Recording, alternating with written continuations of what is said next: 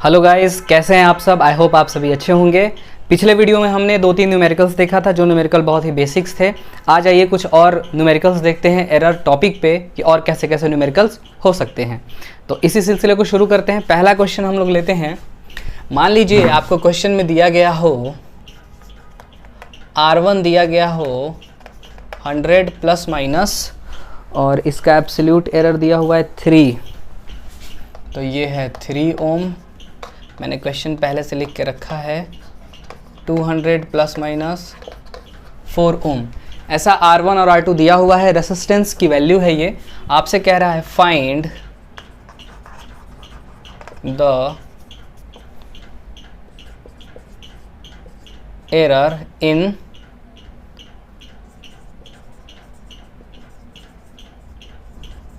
Combination.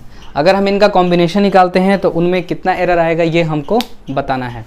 ठीक है, तो आइए हम इसको देखते हैं। तो कॉम्बिनेशन दो टाइप का यहाँ पे हो सकता है, एक सीरीज हो सकता है और एक पैरेलल हो सकता है। ठीक है, तो सीरीज पैरेलल दोनों कॉम्बिनेशन को देखते हैं क्या होता है। तो सबसे पहले सीरीज के बारे में बात करते हैं। यहाँ पे मैं आपको बता दूं कौन किसकी वैल्यू है। तो उसके लिए आपको ये जो वैल्यू है ये हमारी R1 की वैल्यू है, ये हमारी डेल्टा R1 की वैल्यू है, ये हमारी किसकी वैल्यू है R2 की, ये हमारी डेल्टा R2 की वैल्यू। इससे आपको पहचानने में आसानी होगी कि कौन सी वैल्यू कैसे ली जाती है। ओके, तो सबसे पहला जो हम यहाँ पे सॉल्व करेंगे सीरीज कॉम्बिनेशन के लिए हम लोग बात करेंगे।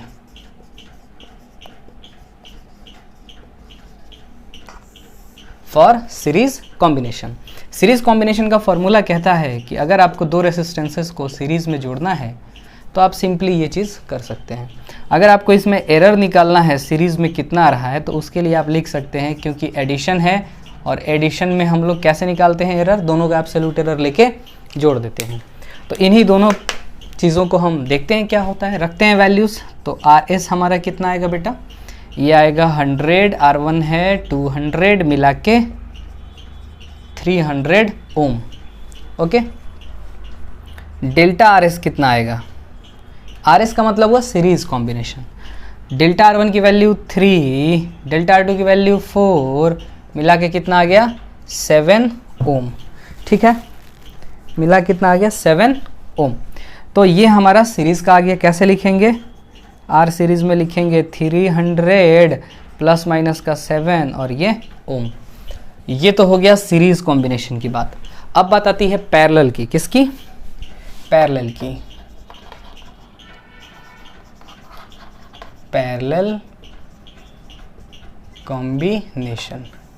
तो पैरेलल कॉम्बिनेशन हमारा कहता है, पैरेलल कॉम्बिनेशन का फॉर्मूला क्या है देख लीजिए, 1/RP is equal to 1/R1 plus 1/R2। अब यहाँ पर इसका हमको एरर निकालना है पैरेलल में, तो यहाँ पे मैं फार्मूला लिख रहा हूँ। वो फार्मूला कैसे आया है मैं आपको आगे बताऊँगा, क्योंकि मुझे 2-3 कॉन्सेप्ट्स आपको बताने हैं, उसमें एक साथ मैं बता दूँगा। ठीक है, पिछले वीडियो में टाइम कम था, कम समय की वीडियो थी, इसलिए इन सारे क्वेश्चंस को मैं डिस्कस नहीं कर पाया था। ये ध्यान देना। अब मैं जान रहा हूँ कि आपको लग रहा होगा कि ये फार्मूला मास्टर साहब कहाँ से आया, ये बता दीजिए, है कि नहीं। कितने बच्चे सोच रहे होंगे, तो ये आगे मैं बताऊंगा। डिफरेंशिएशन से आता है, इसको मैं आगे आपको बताऊंगा। ठीक है, फिलहाल अभी हम क्या करते हैं कि इसको इसमें रख के सॉल्व करेंगे। क्या आता है हमारा, डेल्टा RP हमको निकालना है। तो डेल्टा RP के लिए हम क्या कर सकते हैं, ऐसे लिख सकते हैं,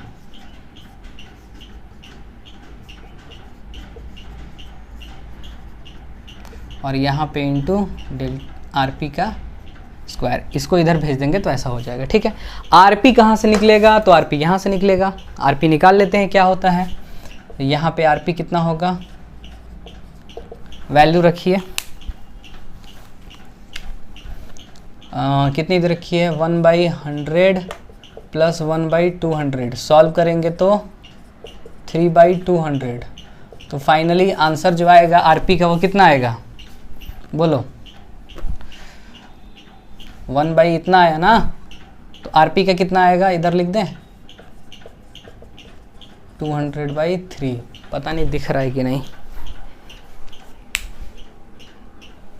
चलो दिख रहा है, ठीक है, इतना। ओके, अब क्या है कि अब इन सभी वैल्यूज़ को इसमें रखते हैं, रखेंगे तो क्या होगा,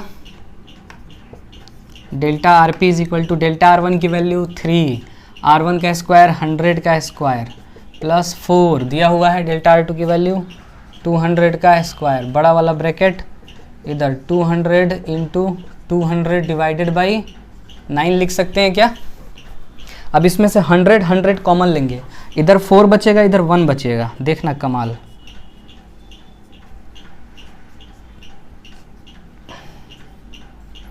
और ये 1 बाई हमने 100 इंटू 100 कॉमन ले लिया है, इंटू ये पहले से है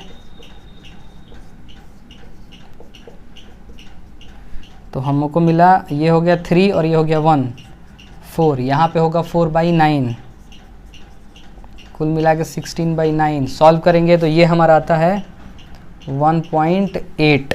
ओके, अब आप देख लीजिए ये हमारा आया है आरपी। आरपी को अगर आप फर्दर सॉल्व करेंगे तो ये आएगा 66.7 ओम आता है। ठीक है जी, आई होप आपको समझ में आ रहा होगा, है कि नहीं।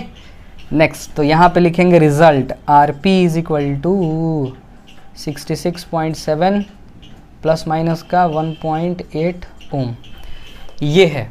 तो इसको आप नोट कर लीजिए फटाफट। और भी क्वेश्चंस इस बेसिस पे पूछे जा सकते हैं, जैसे लेंस के लिए, तो उनका मैं आपको परफॉर्मा बता देता हूँ कैसे होगा कैसे नहीं होगा।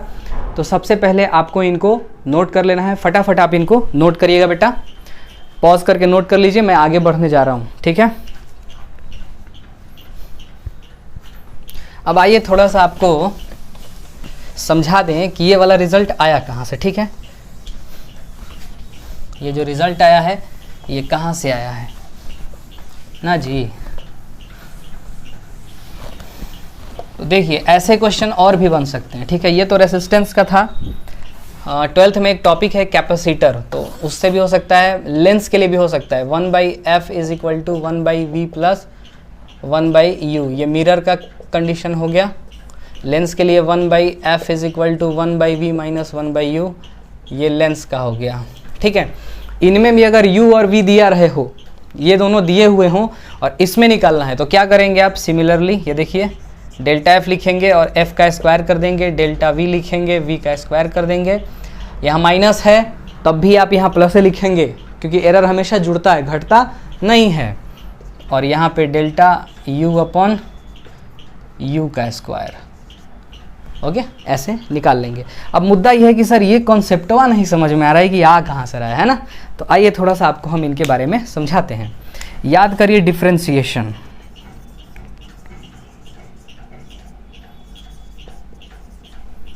तो डिफरेंशिएशन में एक फॉर्मूला होता है, d1/x अगर हो और ये dx हो, तो इसका होता है, इसको हम लिख सकते हैं dx के पावर -1/dx, ये हो जाएगा -1 x के पावर -1 फाइनली आंसर आता है -1/x²। यानी इसको हम डिफरेंशिएट करेंगे तो ये मिलेगा। ठीक है, अब इसमें क्या होता है, एक चेन रूल होता है। क्या होता है, चेन रूल। तो चेन रूल का यूज़ कैसे करना है आइए हम आपको सिखाते हैं। ठीक है, मान लीजिए y इज इक्वल टू दिया हुआ है x, y is equal to दिया हुआ है x, और आपको डिफरेंशिएट करना है y के रिस्पेक्ट में डिफरेंशिएट करना है। करके देखते हैं क्या होता है। यहाँ लिखेंगे dy/dy। अच्छा, इसको स्क्वायर कर देते हैं और इसको क्यूब कर देते हैं। ठीक है, अब सही है, तो ये स्क्वायर हो गया और ये ऐसा, यहाँ हो जाएगा dx³/dy।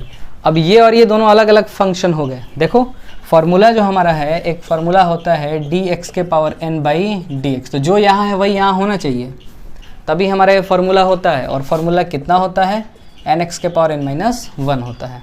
ठीक है, अगर आपको ये चीज़ नहीं पता है तो बेसिक मैथमेटिक्स के प्लेलिस्ट है, उनमें 3 वीडियोज़ हैं, आप जाके उनको ज़रूर देखें। ठीक है, आप सर्च करिए फिजिक्स एडुकेयर में, बेसिक मैथमेटिक्स के 3 वीडियोज़ बनाए हुए हैं प्लेलिस्ट में, 60 मिनट में आपका बेसिक कवर हो जाएगा। ओके, तो यहाँ पे जब हम इसको रखेंगे तो इसको हम ऐसे लिखते हैं, ये तो हो जाएगा इस फॉर्मूले पे 2y, ये आ गया सिंपल, इसमें कोई प्रॉब्लम नहीं हुआ। अरे 2 में से 1 जाएगा तो 1 ही होगा ना गुरु। ये इसके बाद क्या होगा, यहाँ पे कमाल देखो चेन रूल का। अब ये देखो dx/dy डी वाई। अब सोचो ये डी एक्स कैंसिल हो सकता है, वापस से ये चीज़ मिलेगा कि नहीं? तो चेंज तो कोई नहीं आया, मगर कमाल कर गया वो, जो चीज़ हमसे सॉल्व नहीं हो रही थी वो उसको सॉल्व कर जाएगा। तो फाइनली यहाँ पे आपको क्या मिलेगा? 3x² और ये हो जाएगा dx/dy। अब देखो हम क्या करेंगे ना, ये dx जो आता है डेल्टा से आता है, चेंज से आता है, तो इसको डेल्टा में कन्वर्ट करेंगे। ये महज मैं आपको सिखा रहा हूँ, आगे इम्प्लीमेंट करूँगा। तो ये हो गया डेल्टा x/डेल्टा y, इसको उधर भेज दो तो ये अगर 2y delta y is equal to 3x² delta x। ठीक है, यही चीज़, ऐसा ही एग्जाम्पल अगर हम यहाँ तक नोट करिए तब मैं आगे आपको बताता हूँ। ठीक है, स्क्रीनशॉट ले लीजिए फटाफट। आई होप आपने स्क्रीनशॉट ले लिया होगा। तो आइए अब एक एग्जाम्पल मैं आपको लेके सिखाता हूँ। जो हमारा यहाँ पे था वो क्या था? हमारे पास क्या था? 1/RP था, 1/R1 था, प्लस 1/R2 था, differentiating with respect to RP। चलो डिफ्रेंशिएट करो, यहाँ पर क्या आ जाएगा? d1/RP का डिफ्रेंशिएशन RP के रेस्पेक्ट में यहाँ आ जाएगा dR1/RP प्लस ये 1/R1 है गुरु।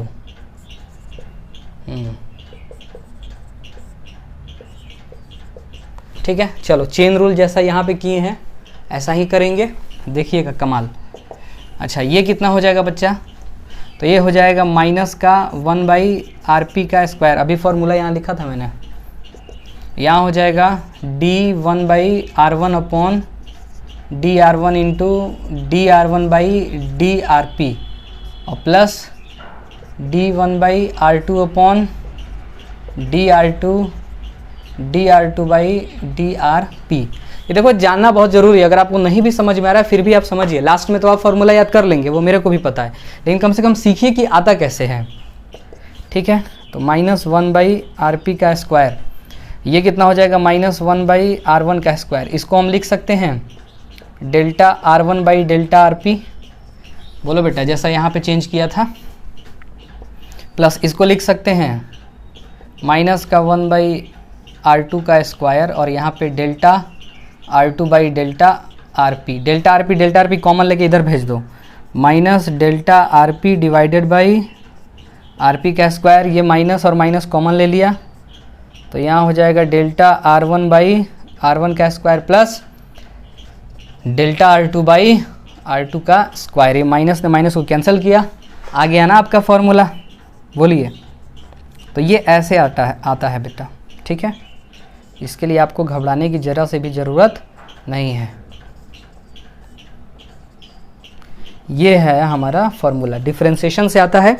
आई होप आपको समझ में आया होगा। ठीक है, तो फटाफट आप इसको नोट करिए। अब आगे जो हमारी कहानी है वो है, इसको नोट कर लीजिए। आगे हम लोग अब एक और क्वेश्चन करेंगे, क्वेश्चन की तरफ चलते हैं। तो अगले क्वेश्चन में जो हमारा दिया हुआ है वैल्यू वो है कि किसी ऑसिलेशन का टाइम पीरियड दिया हुआ है, जो फॉर्मूला है t = 2πL/g। L लेंथ है, g क्या है? एक्सेलरेशन ड्यू टू ग्रेविटी है, और t क्या है? टाइम पीरियड है। 2π अपने आप में कांस्टेंट है। आपसे पूछा है कि find the percentage error in g। अब क्या क्या वैल्यूज़ दे रखी हैं, आइए उनको देख लेते हैं। तो वैल्यूज़ दे रखी हैं आपको, इसमें कह रहा है कि तो L दिया हुआ है 20 सेंटीमीटर, L दिया हुआ है 20 सेंटीमीटर, और इसका जो रेजोल्यूशन दिया है यानी वहीं से हमको क्या मिलेगा? डेल्टा L मिल जाएगा। तो डेल्टा L दिया हुआ है 1 mm, तो 1 mm को जब हम चेंज करेंगे सेंटीमीटर में तो ये हो जाता है 0.1 centimetre, because in 1 centimetre 10 mm। सो कितना होगा 1 mm में? इतना सेंटीमीटर। आगे दिया हुआ है आपको टाइम पीरियड दिया हुआ है, तो उसमें दिया हुआ है 100 ऑसिलेशंस। क्या दिया हुआ है टाइम पीरियड में? 100 ऑसिलेशंस इन 90 सेकेंड। अब देखो कभी कभी कुछ क्वेश्चंस में t की वैल्यू गिवन रहती है, डेल्टा t की वैल्यू गिवन रहती है, पर ये जो क्वेश्चन है ये थोड़ा सा हटके है, तो इसमें हमको जुगाड़ टेक्नोलॉजी लगानी पड़ेगी, मतलब कुछ दिमाग लगाना पड़ेगा कि कैसे होगा। तो यहाँ पर देखिए हम बोल सकते हैं कि जितना टाइम लगा है, ठीक है, तो टाइम लगा है 90 सेकेंड और कितना ऑसिलेशन हुआ है 100, तो n बोल दिया हमने।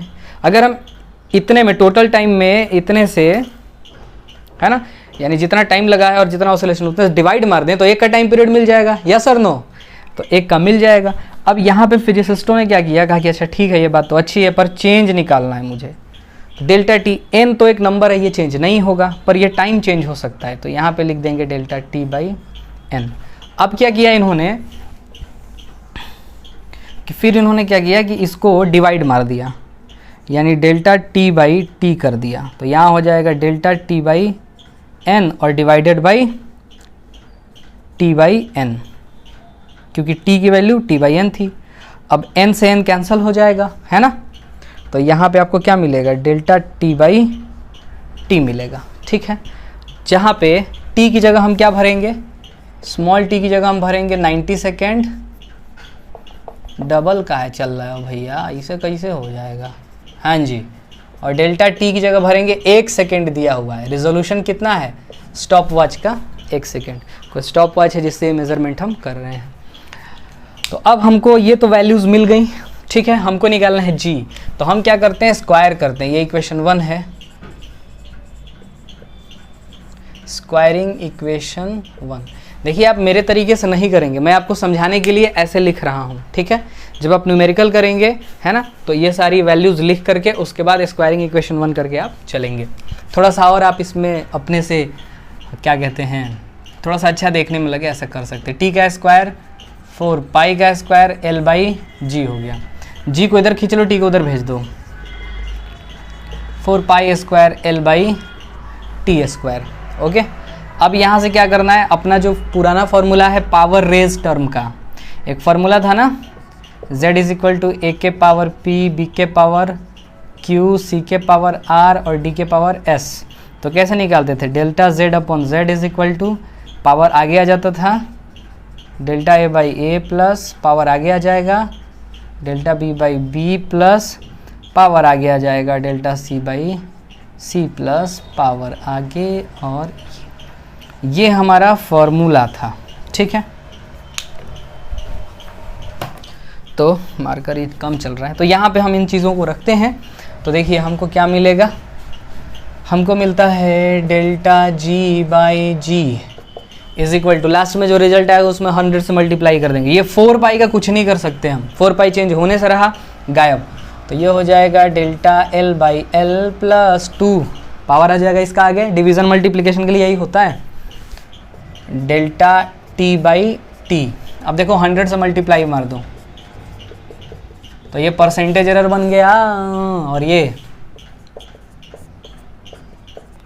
यहाँ लिखेंगे delta T by T, change कर दिए इनटू 100, वैल्यू पुट करो 0.1 बाई 20 प्लस 2 0 नहीं गबर 1 बाई 90।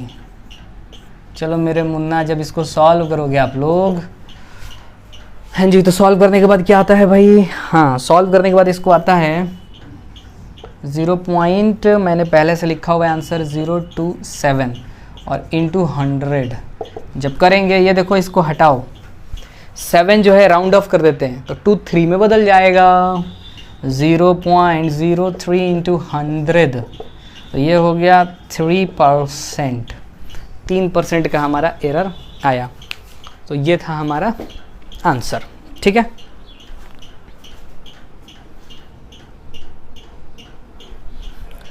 आई होप आपने इसको नोट कर लिया होगा। अब मैं आगे बढ़ूंगा, यहाँ पे देख लीजिए, ध्यान देने वाली बात यहाँ पे थी, कुछ क्वेश्चंस में डेल्टा टी की वैल्यू और टी की वैल्यू गिवन रहती है, वहाँ पे हमको ये टेक्नोलॉजी, ये तरीका लगाने की ज़रूरत नहीं पड़ती है, वहाँ पे हम ऐसा दिमाग नहीं लगाते हैं, सिंपली इनकी वैल्यूज़ रख के सॉल्व कर लेते हैं। ज़्यादातर केस में आपको ऐसा ही मिलता है, पर कभी कभी फंसाने के लिए ये मिलता है, तो आप ये भी तरीका जानते रहें, ओके, क्योंकि मैं चाहूँगा कि आपको सारी चीज़ें आएँ। एक क्वेश्चन हम लोग लेंगे पावर रेस टर्म पे और इस टाइप का, आइए उसको लेते हैं और आगे बढ़ते हैं। बड़े से फिजिक्स के सिलेबस में ढेरों सारे क्वेश्चन पूछे जा सकते हैं, है कि नहीं।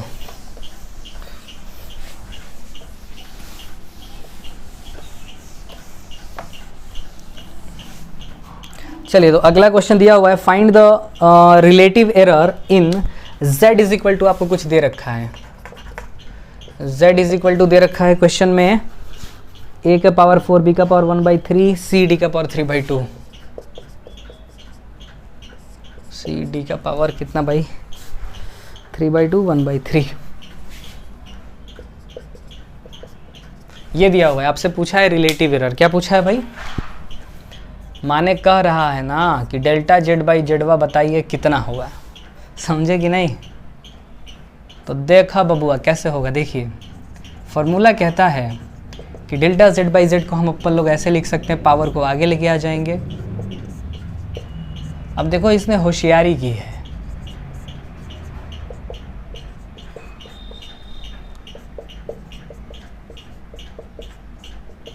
क्या फ़र्क पड़ता है, हो गया। अब कभी कभी इनकी वैल्यूज़ दे रखी होती हैं, तो इनकी वैल्यूज़ आप रख देंगे तो आसानी से आप सॉल्व करके ला सकते हैं।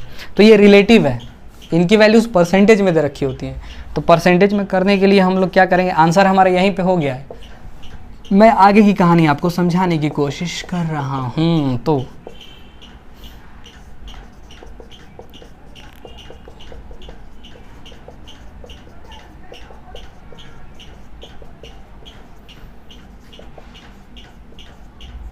और ये हमने 100 का मल्टीप्लाई मार दिया। अब सारे के सारे ये परसेंटेज में आ गए, आप आसानी से सॉल्व कर सकते हैं। आंसर भी आपका परसेंटेज में आएगा। मान लेते हैं कितना आया, x%। सिंपल, ठीक है। तो ये था आपके इस चैप्टर का अंत, ठीक है। अब इसके बाद हम स्टार्ट करेंगे वेक्टर, ठीक है, क्योंकि वेक्टर पढ़ने के बाद जब हम स्ट्रेट लाइन मोशन पढ़ेंगे तो हमको पढ़ने में सहूलियत होगी, काफ़ी आसानी से हम चीज़ें करेंगे। हालांकि आप कमेंट में डाल सकते हैं कि वेक्टर का बनाऊं या स्ट्रेट लाइन मोशन का बनाऊं, पर मुझे लगता है वेक्टर पढ़ लेंगे तो आपके लिए ज़्यादा अच्छा है, क्योंकि स्ट्रेट लाइन में उतनी दिक्कत तो नहीं आती है, लेकिन आती है, ठीक है। तो पहले हम वेक्टर पढ़ लेंगे, उसके बाद हम लोग स्ट्रेट लाइन मोशन को पढ़ेंगे, ठीक है। तो आज के लिए इतना ही। अगर आपको मेरी वीडियोस पसंद आ रही हो तो आप शेयर करें, सब्सक्राइब करें और ज़रूर से ज़रूर लाइक कर दें। कमेंट भी लिखें क्या चीज़ आपको समझ में आई, नहीं समझ में आई, ठीक है। और ऐसे ही देखते रहें हमारा चैनल, क्योंकि जब तक सीखने का जज्बा है तब तक जीतने का जज्बा है। That's all for today.